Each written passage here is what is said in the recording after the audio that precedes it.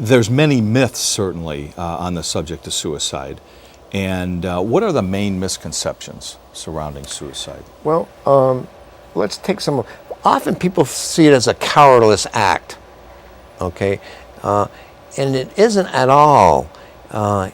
It isn't a form of escaping. It's perceived as a solution, in some cases, to the burden they're putting on others, like that, or the inability to really resolve the situation that we're really in. So it really is, versus being a coward, they really see it sacrificing their own life to making somebody else's life, another situation, better. Mm-hmm. Okay, that's one. As I mentioned, it's often seen as a weakness. I think in our culture, there's a tremendous stigma around suicide. And our culture sees it as a human weakness. And it isn't that at all. In fact, one has to be quite brave to overcome the fear of death. A common one is revenge. You'll often see this in some cases in which one spouse tells the other spouse that they're divorcing them, okay, and they're leaving them. And you do hear time to time cases of which it's out of anger, revenge, killing the partner. You have the double homicides, that sort of thing. They're a small minority, actually, in terms of the total population of suicide in that particular case. So it's not revenge is one that we often think of, and you might see from time to time a particular case, but it's really a very small percentage of the whole of the scheme of things. Some see it as a selfish act, and we've talked about is actually the perception is it's a very unselfish act. Okay, another lack of self-control is another myth. But the fact is, it's actually a very controlling process. It's an actual process of mental rehearsal, treating yourself to actually figuring out how are you going to take your life, okay? Creating the environment so you can take your life, actually practicing it, and that working on it. And then impulsivity, an impulsive act. People refer, they really drove too fast. An adolescent driving a car drove 150 miles an hour as an impulsive act, and that's it's a quasi-suicide. And the impulsivity is generally it isn't impulsive. It's like kind of hammering over and over again. It's well thought out in practice.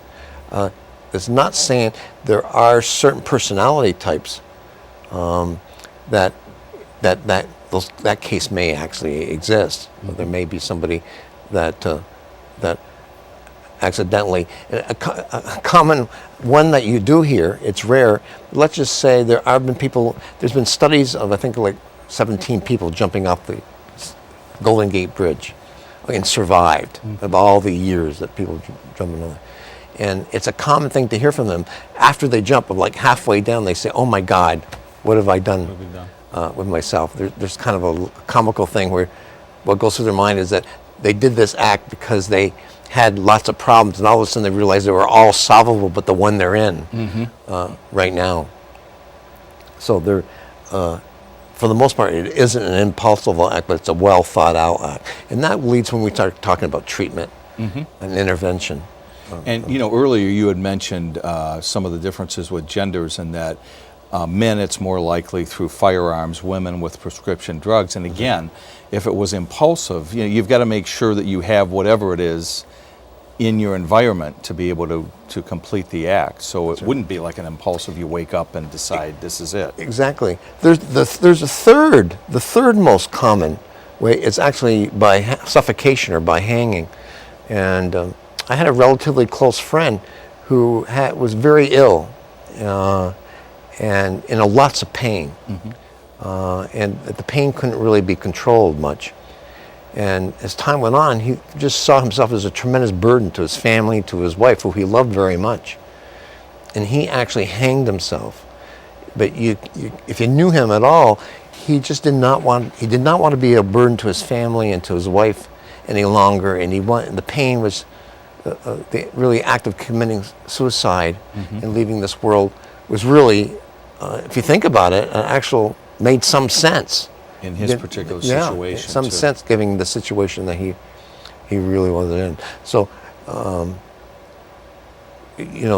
obviously, guns, okay, medication, abuse of medication, and suffocation. Those tend to be the three most popular means